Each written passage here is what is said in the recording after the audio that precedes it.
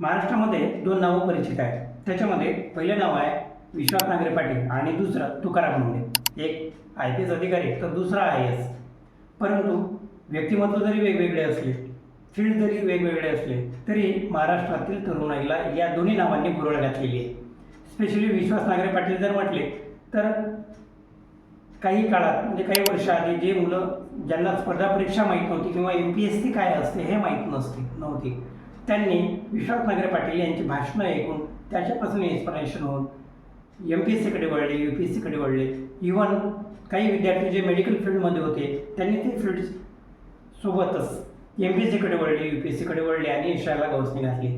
काही लोकांनी यशाला गवसणी घातली, काही लोक तिथपर्यंत पोहोचले नाही. तरी पण त्यांच्यामध्ये तो विचार होता, जो पॉझिटिव्ह अप्रोच होता, तो विश्वास नांगरे पाटील यांच्याकडून मिळालेला होता. दुसरं नाव तुकाराम मुंढे. तुकाराम मुंढे यांना दोनच गोष्टी जमतात, त्या म्हणजे नियमामध्ये बसते किंवा नियमामध्ये बसत नाही.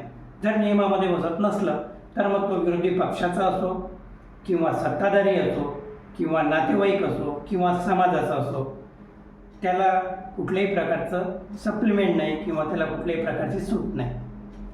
मग त्याच्यामध्ये कुठल्या प्रलोभनालाही हा माणूस बळी पडला नाही किंवा कुठल्या धमकीलाही या माणसाने खतपाणी घातलं नाही. मग दोन वेगवेगळे पर्सनॅलिटीवाली माणसं असल्यानंतर विश्वास नांगरे पाटील हे स्पेशली IPS म्हटलं म्हणजे पोलीस यंत्रणा आणि समाजाशी जास्तीत त्यांची जवळीक असल्यानंतरही जे वलय तुकाराम मुंढे यांना तयार करता आलं ते विश्वास नांगरे पाटलांना तयार करता आलं नाही का?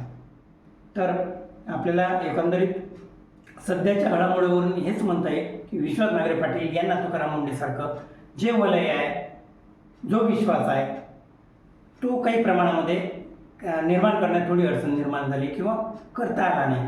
कारण काय तर काही दिवसाआधीच 2 दिवसाआधीच RSSच्या कार्यक्रमामध्ये विश्वास नांगरे पाटील यांनी दाखवलेली उपस्थिती आणि त्या उपस्थितीमध्ये त्यांनी केलेले भाषण हे व्हायरल झाले आणि त्यामुळे बऱ्याचशा लोकांचा, बऱ्याचशा संघटनांचा, बऱ्याचशा सामान्य नागरिकांचा त्या बाबतीत रोष होता की एका वरच्या पदावर असणारा अधिकारी हा न्यूट्रल असावा, त्याला कुठल्याही विचारधारेचा बाबतीत तर त्याच्यावर प्रभाव नसावा, तो सगळ्यासाठी न्यूट्रल असावा.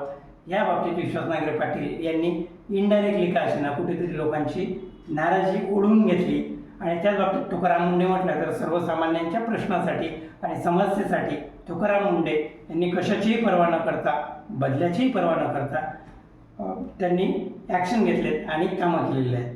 त्यामुळे नक्कीच या दोघांच्या याच्यामध्ये तुकाराम मुंढे हे सरस वाटतात. आपल्याला काय वाटते या दोघांपैकी तुम्हाला कोण आवडतं नक्कीच कमेंटद्वारे कळवा. व्हिडिओ आवडल्यास लाईक आणि शेअर करा आणि चॅनल अजूनही सबस्क्राईब केलं नसेल तर प्लीज सबस्क्राईब करा. नमस्कार.